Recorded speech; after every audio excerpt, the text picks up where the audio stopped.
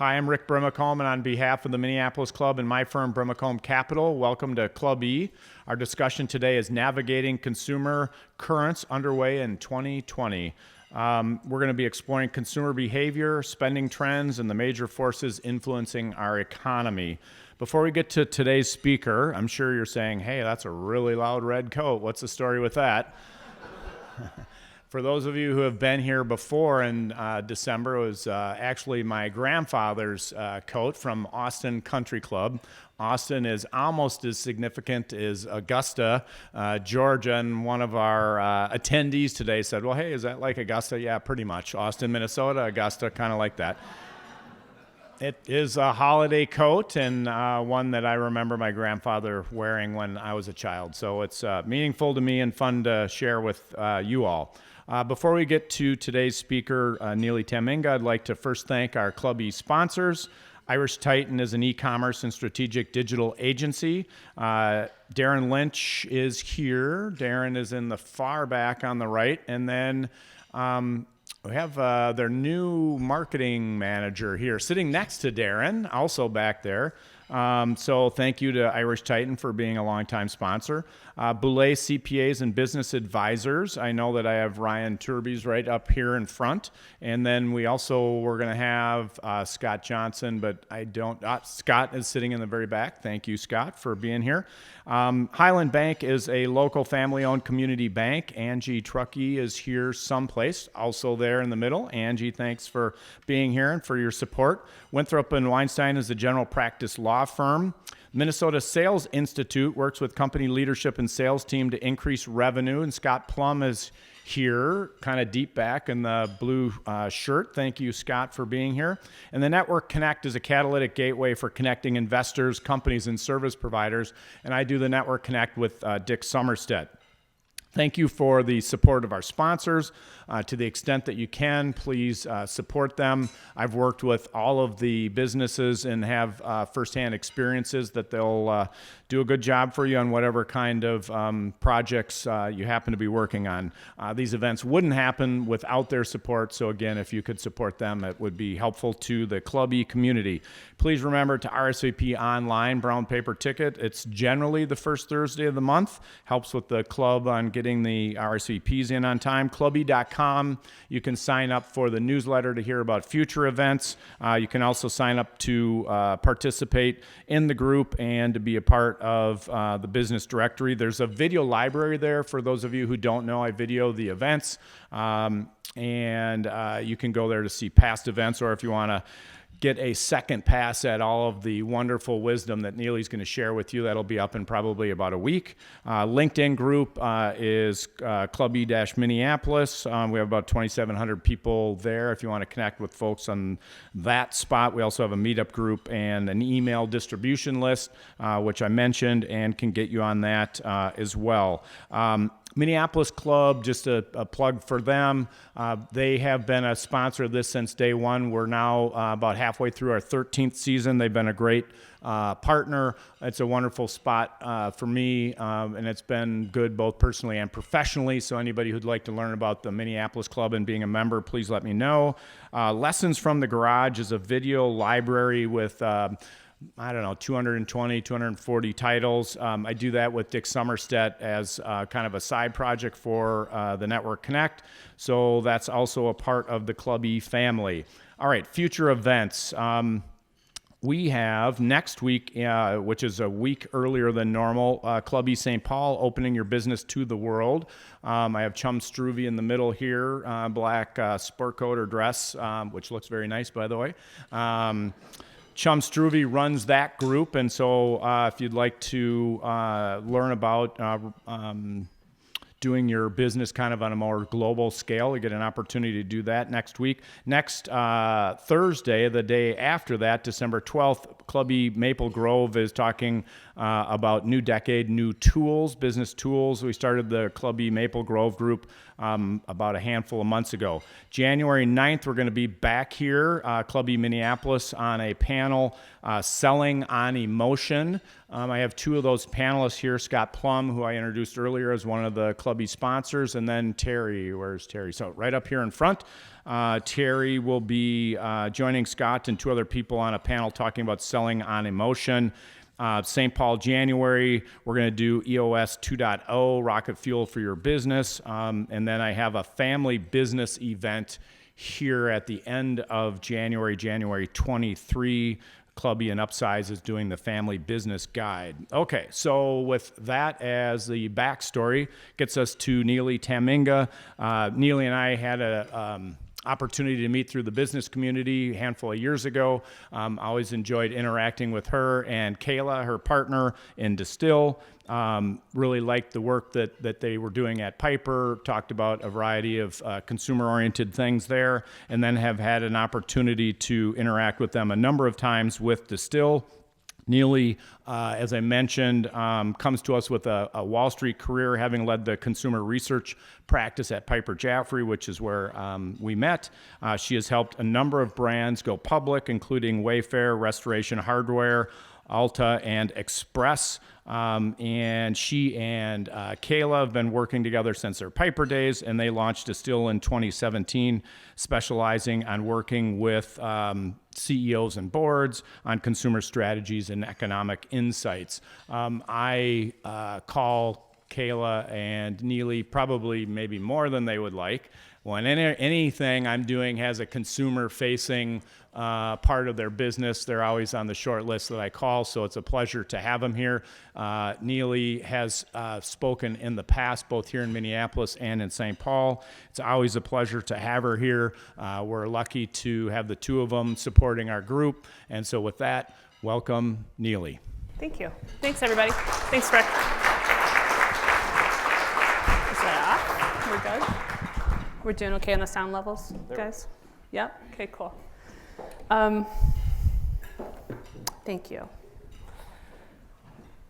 Oh, this is my, anything I can say can lose you money. Okay, all right. Anybody here have the CNBC app? Do you use CNBC? Do you use CNBC as your news source at all? It's fairly neutral, investment related, right? It's not very politically left or right. It's considered to be fairly neutral.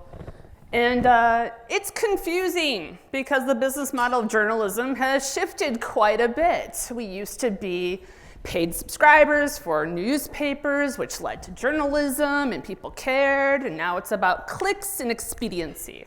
These headlines are from this week. Consumer sentiment, higher than expected in November. Consumer confidence, missing expectations. What is it? Okay. New home sales fall in October. Prices all-time high. Woo! Is housing good? Is housing bad? There's a lot of the talking heads were talking about on Monday morning. There's no way we could see another December correction, and then we proceeded to have a bunch of dollars be lost over the following 2 days. Right? It's confusing. Are you confused? I'm confused.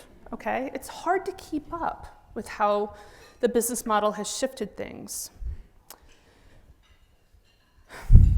That's why we're here today. Not because we have a prediction, but we have a perspective, okay? I'm Neely, this is Kayla, as Rick had mentioned. I just actually want to stop for a second and just say, Rick is very special. You need to know this. I measure our hours by 8,760 in a year, and I bill in 6-minute increments like our lawyers at Winthrop and Weinstein. There we go. Our lawyers are Winthrop and Weinstein. Okay. And I care deeply about minutes and hours. Rick has never wasted one moment. He's never wasted one phone call, and he's completely awesome, and he keeps relationships. We, in fact, say no to every free speaking engagement because we're paid speakers, and we talk to boards, and we know how to spend our hours. This is the only thing we ever say yes to that's for free. Okay, that we don't get paid for. So I think you should know that, and it's because of Rick, and it's because of Chum, his partner at St. Paul. They are truly amazing people. All right, what do? We're strategic advisors to CEOs and boards. We were on Wall Street for 20 years. Kayla and I have worked together for almost 10 years together. As you mentioned, we took a lot of companies public, and as it turns out, they need the insights. And I was thinking recently about perspective versus predictions. And it came to me while I was baking biscuits this weekend.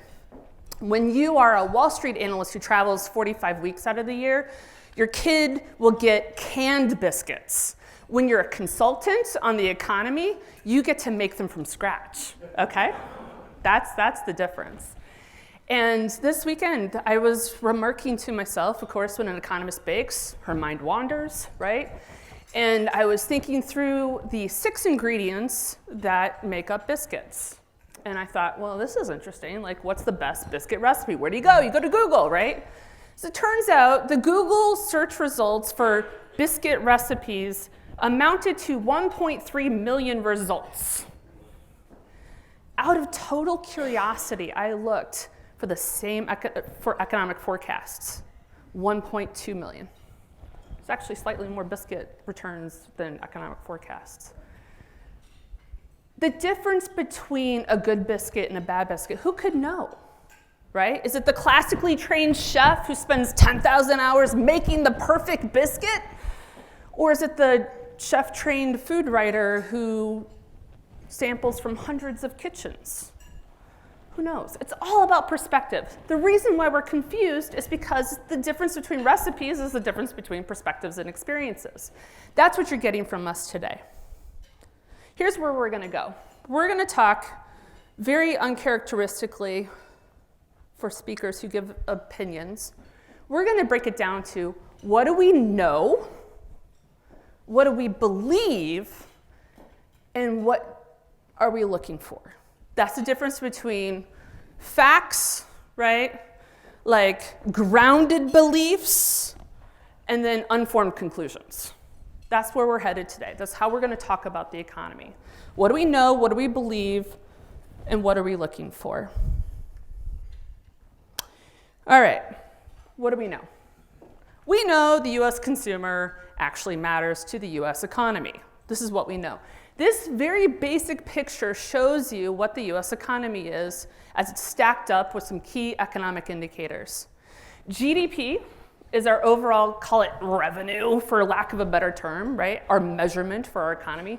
2/3 of that is what they call personal consumption expenditures, also fondly known as consumer spending. It's 2/3, of which half is reported on a monthly basis in retail sales.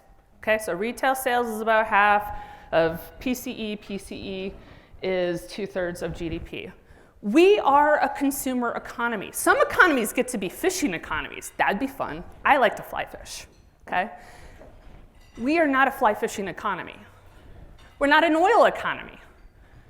Our badge of honor is we buy goods and services. Welcome to America, okay? This is how we are stacked up. So that's the first fact. We are a US economy based on US consumption. The second thing we know is that so goes consumption, so goes the economy. What you're looking at here on this chart is the relationship between the consumer spending and the GDP. Super tight, right? Like this is tighter than the Kardashian family, right? Like really, really tight.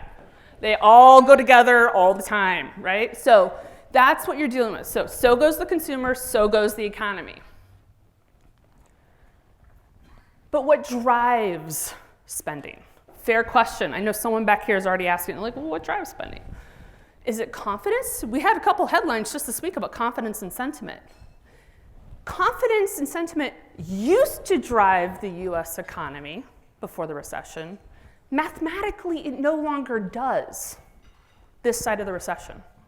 By the way, like, if anybody is telling you what the correlation of 2 factors are and they include the recession, you're getting bamboozled, okay? Like, you will always correlate if you include the recession. It's math. So we always look at things before recession, after recession. We just take the recession out. Before the recession, it used to be you could buy, how a consumer felt on month 0, 5 months later, that's how it would show up in spending. Like 80% of the time, right? 70-80%. On this side of the recession, that no longer exists. There's no relationship. You can kind of see it, right? You know, 13, 14, 15, one's going one way, the other one goes the other way. They're not tight anymore. So if it's not how the consumer feels, maybe it's how they're being employed, right? Jobs. We hear it all the time. How's consumer health? Well, the consumer has jobs. Guess what? It used to be a good correlation, between how jobs activity occurred today, or wages. We actually look at this chart as wages and salaries, which incorporate both job growth and wage growth. It's both, right? Not just the one, it's both. Before the recession, there was a relationship. After the recession, it's no longer a relationship. It's not happening. So you can see why we get a little skeptical when people are out there saying, everything's fine. Consumer has a job, they're feeling good. Yeah, but mathematically that's irrelevant. Okay, this side of the recession. What else is going on? We believe there's something else going on, right? Okay, what do we know? It matters. What do we believe? It's something else, not what you're reading in the headlines. All right. There are 3 trends that we think are going to be super important in 2020. Like take notes, because you're going to be like the real smarty pants at all the holiday events. Okay, this actually should be the subtitle of the annual economic talk in December. Like how Neely and Kayla are going to make you sound really, really smart. Okay, over the holiday talk. 2 years ago was Bitcoin. Last year was tariffs. This year, it's going to be election, okay? And we're gonna get you there, right? But it's around consumer behavior. All right, so here are some things that we care deeply about. Millennials are adulting, and what that means is that they're forming households. We're gonna dig into this. Boomers are retiring. Nobody actually talks and writes about the impact of retirement of boomers. If there's one thing you take away today, please, please, please, please, please pay attention to the fact that we have like 68 million people headed towards non-employment, okay? It's a deal. And then the third thing we're going to kind of like start highlighting, but there's not enough data to really know, we're just kind of watching, is the Gen Z and how they're exercising their first voice in adulthood with the vote.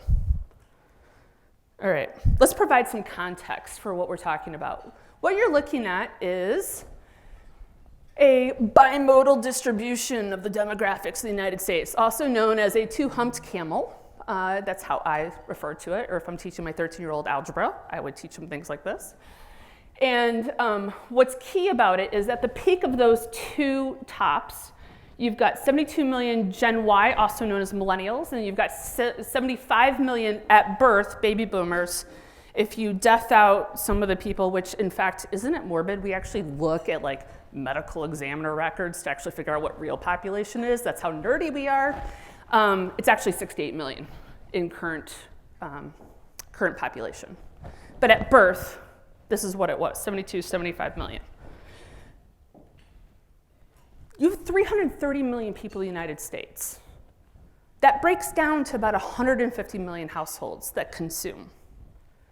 And 2 of the largest groups of people are about to go through some major life stage priority changes. This is really critical to how our economy is going to play out, and also why we believe the old metrics don't work. Okay? That's where we're going. Let's talk a little bit about life stage priorities. When you are 13 years old, like my 13-year-old son, does anybody here have a 13-year-old? Okay, 13-year-old son, I don't know. Like, what? I gotta buy a $200 pair of Yeezys or Timberlands for Christmas this year? If it's not a Costco and Old Navy, you're not getting it, buddy. Okay, right? Like, that's how mommy shops. She's a consultant now, okay? So, you know, but like that's the only thing he cares about, right? Life stage priority, it's his Yeezys at the age of 13. When you're 23, you wake up in the morning, you don't think about Yeezys. You think about getting your first job, right? And maybe that first cool apartment and moving out from mom and dad. When you're 33, you are actually waking up every morning thinking maybe about that special someone, or what that first big home, that first home purchase, the big mama, big daddy purchase you're gonna make. You're gonna put your mark in this world with that home. When you're 43, you're deep into the weeds, right, with kid life. You're deep into the weeds with kid life. And at 53, you're starting to face empty nesting, right? 63, you're starting to face retirement. I don't know what 73 looks like. I don't even want to ask my parents, right? But you know, 73, that's what you're looking at, a different life stage priority. With each one of those milestones, you have a different economic reality. At 13, all of the dollars in your pocket are discretionary. You can spend them wherever you want to spend it, right? When you're 23, you're starting to figure out who FICA is. When you're 33, you're looking at things like lending documents, right? When you're 43, you're starting to think about college. And 53, you're looking back at college and ahead at retirement. At 63, you're looking at retirement. Your economic realities change. Your life stage priorities change, depending on who you are and where you're at in that cycle. This is critical to understand with consumer behavior. Because every single consumer purchase that's made first considers an economic reality. Second, considers a life stage priority. You have a whole group of people who understand and can sell you a bunch of services about understanding life stage priorities, marketing consultants and what have you. And you've got economists over here who sit behind their PhDs and sometimes talk about economic realities, but sometimes they include the recession and their correlations, right? At Distill, we very uniquely bring these two things together. That's what we do. And help CEOs. Usually we get the phone call when things are not going well. You know, like, hey, so could you come talk to our board and tell us about the state of things? That's usually my sign that something's not going very well in the economy. All right, let's unpack this a little bit more. 10 years ago, the word association with millennial was, does anyone want to venture to guess? The word association was 10 years ago. Millennials are entitled, thank you. As it turns out, we learned that they're not entitled, they're freaked out. So they ask questions like, if I do this, will this happen? If I do this, will this happen? Why? Because they're children of the recession. They're formed in the middle of the highest anxiety moment that happened in our economy. They're not entitled, they need direction. 10 years later, though, the word that we use is indebted. What you're looking at here is student debt repayment obligations as a percent of overall wages and salaries in the nation. 2004, which is as far back as the data goes, the government doesn't give you data before 2004, so 15 years ago, it was 2.6%. For every $100 that you earned, $2.60 had to go straight on to student debt repayment. A nominal tax in Minnesota. Now we're at 3.5 times that rate. 9.1%. That's starting to look like, you know, Chicago shopping taxation right there, right? If you want to put it in those terms. It's a permanent tax. They're indebted. So that indebtedness has delayed what they call their household formation. Household formation isn't just about buying a home, it's deciding to cohabitate and commingle your accounts and find that special someone and adopt a furry child, right? I mean, that's household formation. This level has delayed that a little bit, but it's happening. It is happening. How we know it's happening is homeownership is actually ticking up for under 35. You'll still read articles and you're like, oh, that's interesting, millennials aren't buying homes. Guess what? 2 years ago, they started buying homes. And this is going to be super important to understand. Because the moment you buy a home, your economic reality shifts overnight, right? All right, in 2006, we had peaked up for homeownership under the age of 35. We peaked up. That was as high as it kind of had went.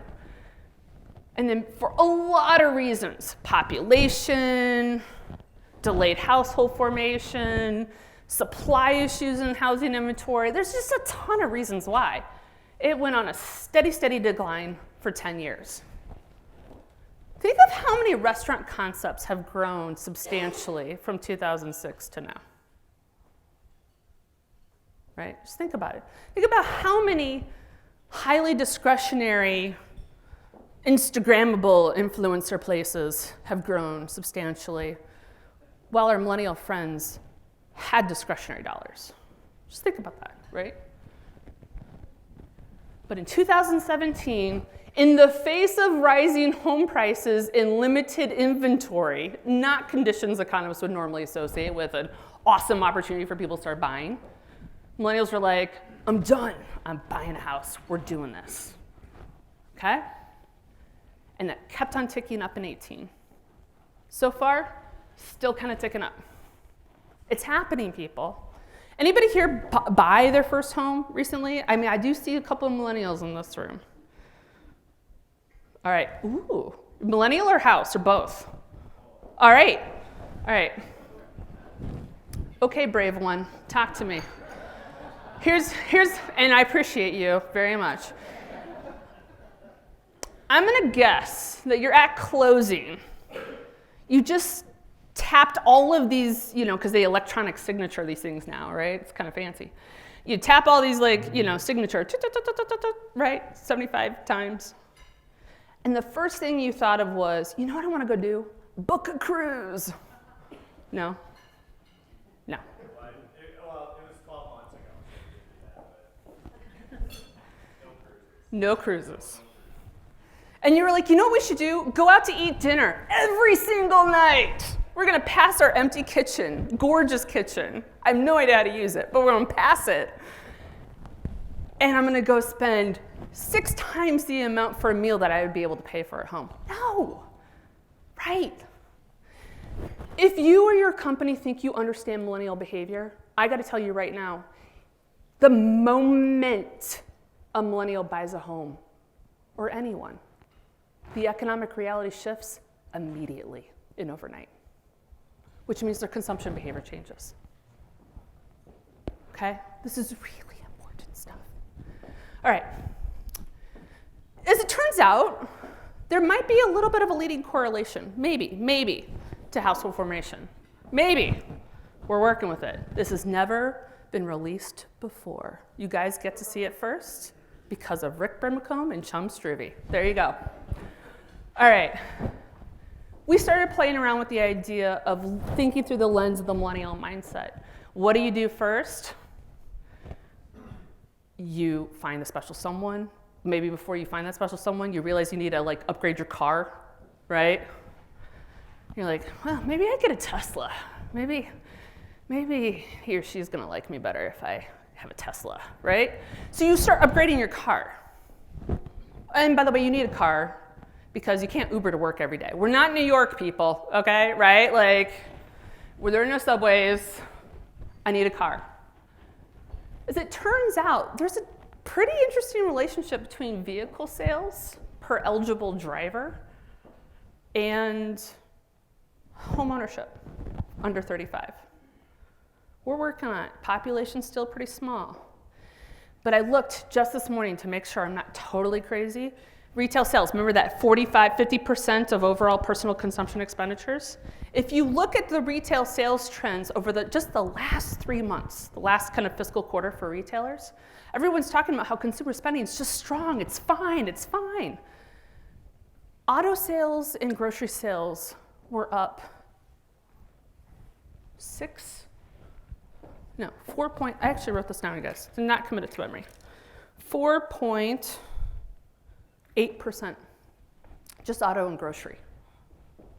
Total retail sales is up only 3.6%. Your growth rate is in auto sales, which goes counter to all the headlines right now too, by the way, right? In grocery, people are forming households. All right, where are my boomers at in the room? Come on, baby boomers. They were brave. Raise your baby boomer hands. Scott Prop, I see you back there. Okay, thanks, Robbie. Okay. All right, my baby boomers. You know who you are. And I'm not going to okay boomer you, okay? Because I think you're awesome people too. Boomers are going through their own little moment. There are more people turning 62 this year than ever before in recorded history of modern record keeping of population, which means ever before, all right? In the United States, let's be very clear, United States. What is significant about the age of 62 and the financial journey of a boomer? Does anyone want to pipe in? Thank you. Thank you, sir, very much. Appreciate your kindness with that. You're absolutely correct. Doesn't matter if you're a CEO and you own a gajillion companies and you make billions of dollars, or if you're a janitor. You have to go through the calculation as to whether or not you want to start receiving early retirement benefits. At 62, that's what you do. Doesn't matter who you are. You go through that calculation. And now we're not even judging as to like whether or not that's a good idea or a bad idea to do it. But we believe that the moment that you do it, you start going, oh, I'll stop working. And that income's going to stop. Maybe I need to make some changes to how I'm spending my money. You adopt inherently a fixed income mindset because your future is in a fixed income stream. That is also a really interesting phenomenon that's going on. And it turns out we're not wrong. We look at IRS data, it's like we're data ninjas. That's all you need to know. Like we know how to like find where all the dead bodies are buried on the second page of a Google search, right? Like we know how to find really good high quality data. Let me ask it to you this way. Who here has actually ever filled out a survey for the personal consumption expenditure survey by the government? Anyone? No. Most economists use that data. I've yet to meet one person. I'm ready with a $100 bill to slap it down and be like, finally met someone. Okay, that's great. Haven't met one person yet. Who here has filed their taxes? Everyone raise your hand. Otherwise, someone's gonna come after you. Okay, exactly. We use IRS data to come up with a statistic. This is a very real statistic. Between the ages of 55 and 64, the adjusted gross income on average, weighted average by income, by the way, and by people and population is $90,000. 65 and older, 74. That's an 18% decline. Fewer income dollars, fewer dollars to spend. We have 68 million people marching towards this reality. Marching. Even if they work a little bit longer, they might adopt that fixed income mindset. So our concern isn't necessarily, oh yeah, well, let's talk about this. One way that we actually track this is Social Security benefits. We actually track Social Security benefit data. All sorts of fun data going on at Distill, right? As it turns out, Social Security benefit payouts, as they increase, retail sales decrease a year later. What Kayla has very kindly done for you on this chart is flipped it upside down so you can see how tight that actually relationship is. It's normally an inverse relationship. One goes up, the other one goes down. We actually flipped it so you can see how tight it is and not wonder. And what you're seeing right there, I never know how to use the red button. There we go. Is we've been seeing an acceleration of growth in Social Security benefit payouts. What's going to happen? Retail sales might go down lower. Our concern isn't the sky is falling. Our concern is consumers are shifting their life stage priorities. Consumers are shifting their economic realities. You can win in this environment. You just need to know why. That's a huge difference.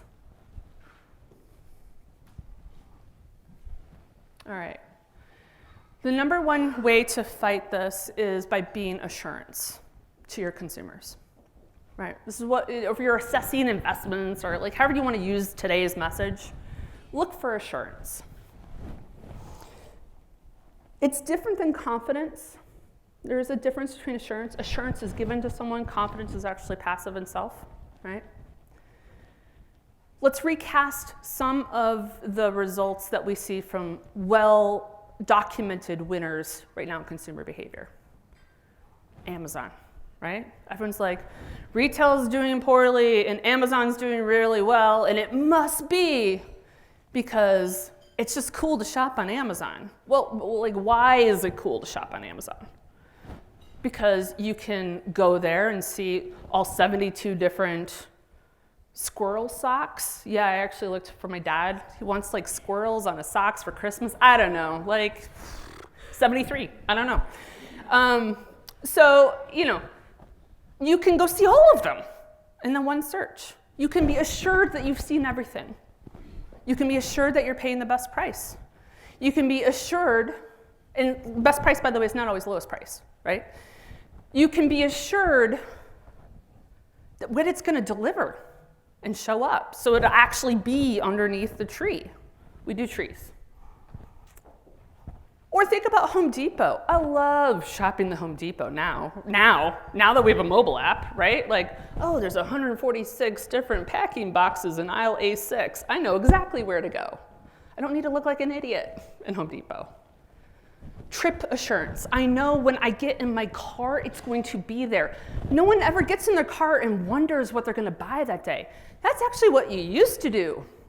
You no longer do that. You get in your car, you know where and what aisle and how much it's going to be. Fundamentally, we've changed our shopping behavior. Be assurance. That's how you win. Frugal consumers will still consume, but speaking to them in a language that they need to be assured by, that's how you win. All right. What are we watching for? How are we doing on time? We're good? Yeah, okay, cool. What are we watching for? I already told you. November 3, 2020, mark it down on your calendar. What are we doing that day? We're voting. Okay, that's the election. Everyone's like, oh, really? Already? Like, can't we just get through like beef tenderloin and Christmas and then we can talk election? No, we're gonna talk it now, okay? I'm gonna make you look really smart around the table with some of our ideas. One of the things that we're like looking at right now. All right, there's a couple different stories going on with election. Gen Z, which is that youngest generation, their birth year begins in 1996. They started to vote a little bit in the last election, but they're actually going to be part of the media cycle this go around, right? Very, very young. And in incremental, we've calculated an incremental probably 6.7 million voters is what it's going to look like. 11% of the electorate, but when you look at historical voting participation rates by age, again, nerdy data that we actually track, you can see that it's going to be closer to probably 8% of the actual voting population, right? Because when you're older, you vote, you participate more versus when you're younger. It just happens. I don't know why. It just is. Okay. So that is going to be something interesting to be paid attention. The Gen Z vote. You're going to hear a lot about it. Second thing that no one's really talking about yet, but we're going to put this into context, is the celebration of the 19th Amendment. Where are my ladies at, right? Okay, our right to vote 100 years ago, 2020, that's when it gets celebrated. If you don't think having a woman on that ticket is important, you're missing the boat, all right? It's gonna be part of the rhetoric. And interestingly, women's voter participation rates are actually higher than men's, right? So have it in there. I'm not being like, getting on the podium with talking the women thing, but I'm telling you, it's gonna be part of the story. It's gonna be hard to ignore. All right, let's talk about party affiliations. Typically speaking, we know that the young public tends to be more liberal, right? And the older you are, the more conservative you become, and that's how you typically vote. And for most of the modern elections that we've been able to track through exit polling data, you can see that they actually migrate together. In 2004, they started to go separate. The younger vote kept on getting way more liberal, and the older vote kept on getting way more conservative, right? In 2016, you know what happened? They started to meet back to the middle again. That's right, my DC friend Leslie's nodding her head. That's right, it's true. So if you think you know how the young are going to vote, you might be missing the boat. They're actually exhibiting more conservatism in some of their values. Super fascinating, okay? I'm not making a value judgment, I'm just observing. On the other side, women never voted more liberal than they did this last 2016 election. Like, they have the widest margin that they have ever exhibited historically in the history of polling data. Why? Was it because Hillary ran? Because we had presence and representation? Maybe. You want to know the crazy idea? This is not an official distill. Like, Kayla's like, no, it's not our idea. Neely, like crazy Neely, kind of like, if we're having a couple scotches, it's going to come out, right? I think Trump probably pulls an FDR and switches his VP candidate and goes Haley, right? Having representation on the ticket is going to matter in 2020. There you go. You heard it there. Governor, daughter of an immigrant. Like, come on, guys. This is a very fascinating story. But what we do know, this is what we believe and what we're watching for. What we know is out of the last 6 elections, the months leading up to the election underperformed retail expectations 2/3 of the time. it's going to be disruptive, okay? Is it because of consumption patterns? Is it because of the CNN effect? Who knows? But be on guard, okay? Be on guard. So this is just a summary of our slide, but I think the points are made pretty clearly, and I want to make sure I'm leaving a little time for Q&A. Essentially, what do we know? The consumer matters. Consumption patterns, so goes the consumer, so goes our economy. We've got reasons to think that frugal consumption is in fact on the horizon with the two largest demographic forces. Frugal consumers, though, consume. You just need to know how to speak to them. And election 2020 is, sadly, bear the bad news, going to be disruptive, right? Just understand why and what those rhetorics are. So with that, I would love to take any questions that you have. John. The adulting that's starting to happen with car purchase and home purchase, how else is that generation beginning to adult? I'm seeing it, are they buying big screen TVs? What is the other adulting factors that generation is embracing? I think it's all of the above, right? Like if you buy a house, you got to fill the house, which is why discretionary spending gets constrained. It's not necessarily the physical act of the house payment versus the rent payment. It's all the things you got to do after you buy the house. Just by virtue of having. Yeah, and off the top of my head, I want to say like housing as a percent of the overall consumer expenditure budget, like in the nation, is like 18%. I think it's like under 35, it's like 33%. Do you feel that? Yeah, just that number, with 2.6% versus 9% of student debt load, your ability to fill that house. Correct. Even more constrained. Yeah. Even more tight. You had a question back here? Well, we hear so often about the United States entering a different era of growth, or like Japan, where because of the aging population, Thank you.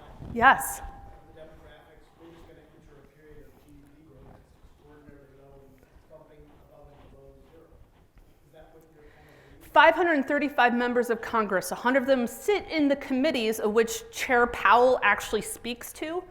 I watch every minute of it. I'm like a fangirl a little bit of Chair Powell and the Fed Reserve. Like that would be my dream job. Some people like racing cars, like me. I want to be in the Fed Reserve one day, okay? Not one person has asked the question,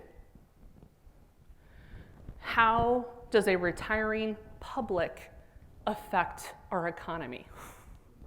The dual mandate of the Fed is maximum employment and price stability, and 68 million retiring baby boomers put both of those at threat. And not one person is asking this question. Leslie, my friend, get them to ask the question. Got a DC lady in the house. Mr. Sutton.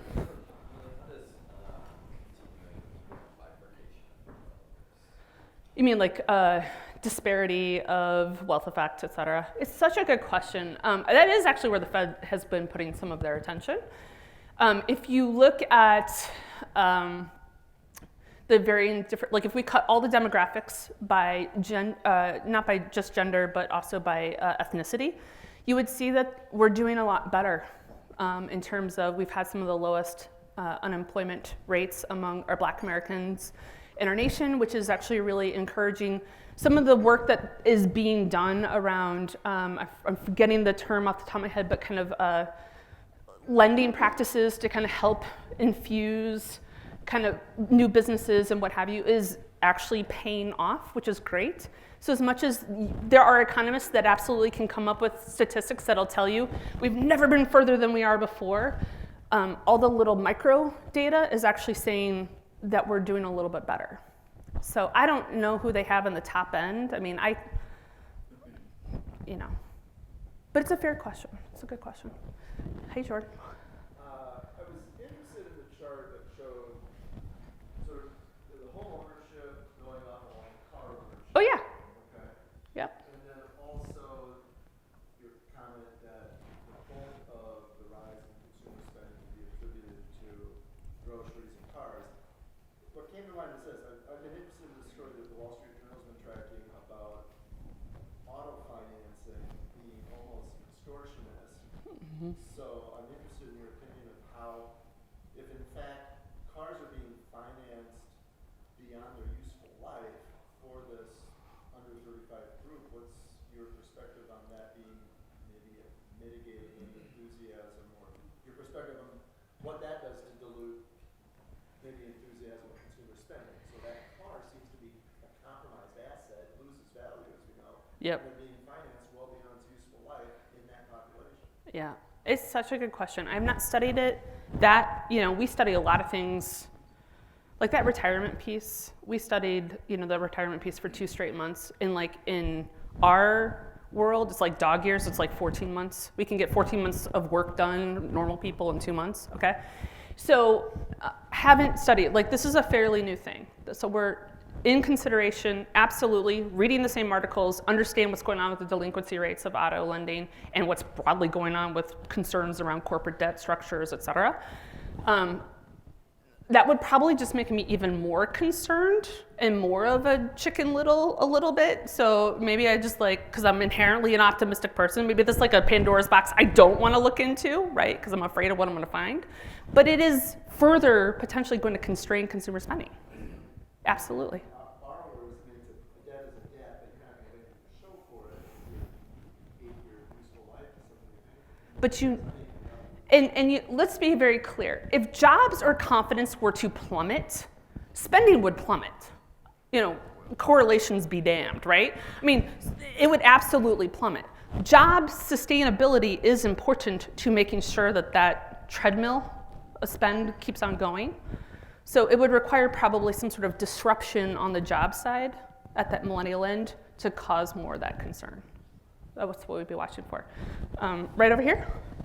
Yes, sir. Might you have any idea how all of this relates to nonprofit or charity? I do, because I serve on 3 boards and fundraise for 2 of them. So and on my to-do list right now, I have a nonprofit article. So, I think where you're going is exactly our concern. Tax policy shifts, of course, were seismically horrific for a lot of charities, right? Because as people reconsider their giving, not being able to fully maximize their deductibles, right, on some of the giving, there's going to be some consolidation, I think in the giving rates.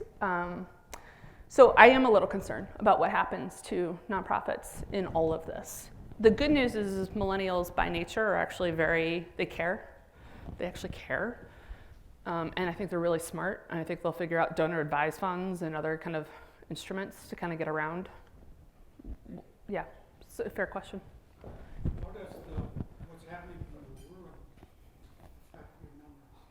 When you have Europe falling apart, taking all the money from here, I know, Germany so much. charging for saving in your banks, that all has an impact on numbers. Have you looked at that? It absolutely does have an impact. I wish I had 10,000 hours in a year. I don't. I have 8,760 hours in a year. And so I deliberately focus solely on consumer and U.S. consumer behavior in service to that expertise. And what I miss is doing deeper dives in some of those impacts. Now, having been a Wall Street analyst for 20 years, I know there's an impact, right? I understand how these things and these functions actually work. But for the purpose of the conversation around US consumption, there will be other forces at play, but not that will affect consumption behavior. And again, consumption is 2/3 of the US economy. So I wish we were still, this is a great week, right? Manufacturing actually contracted. We have indications that manufacturing contracted, and our GDP growth is still positive, right? What that means is the consumer's actually, shouldering the burden of growth right now in our economy. So we focus on the consumer as a result. But it's a fair observation. Yeah, of course. You're 50 and older, or your boomers, the numbers that you had up there are really being affected. Right now, 20 to 25% of all startups are 50 and above. Wow. 1 out of every 5, or 1 out of every 4 startups is somebody over 50 and probably over 60. They've also been more successful than the young ones because they have more experience. How does that's going to change those They're getting laid off at 50 years old, and a lot of them are going into solo entrepreneurs. So, and not just big. That's going to have an impact on their earnings. A lot of them are supplementing their Social Security, but doing things that they love and enjoy and turning solo. That is my personal hope, being 45 years old. Okay, like that is exactly my business model right there. Okay, that is absolutely it. What's that? Can you repeat the question? Okay, sorry, thank you. Basically, if you're 50 or older, we are seeing an employment shift where if you're 50 or older, you're doing more of your own startups and they're becoming more successful as a result because you have a lot of wisdom and experience and joy and passion, and the girl doesn't have to get on a plane 45 weeks out of the year, right? Like, absolutely. I think that that's happening, which is why we watch and observe. But it's hard to ignore the fact of the sheer reality of the 62 and higher leading to a more fixed income mindset. Because even as a solopreneur, you adopt a fixed income mindset too, right? Like, you don't think Kayla has us like at a zero waste? Like, there's no coffee cups, right, that are paper. Like, I'm washing our coffee cups at home, right? We're frugal as solopreneurs. Don't forget that you're not old until regrets replace your aspirations. I love that. Thank you. I'm going to take that as advice and sage advice. Yes, back here. What are your thoughts about the transition of baby boomers trying to sell their houses and will the millennials be able to buy them at the right price for their retirement that they didn't plan for? That is like, right? Right? I mean, I love it. I feel like Jordan's auto question is very mirrored to your housing question in terms of the underlying concerns that we would also have.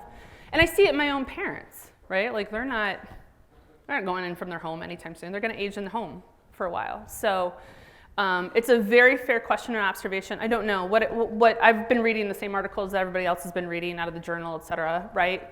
I mean, housing supply is so constrained on that first-time home buyer that the millennials are actually buying their like next level up home, which also further constrains their ability to spend, and then boomers, may or may not be letting go of their homes.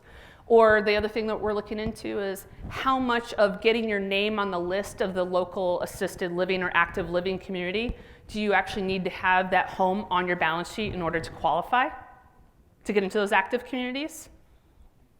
Because you do, right? So another reason why boomers are probably going to stay in their homes a little bit longer. It's a fair observation.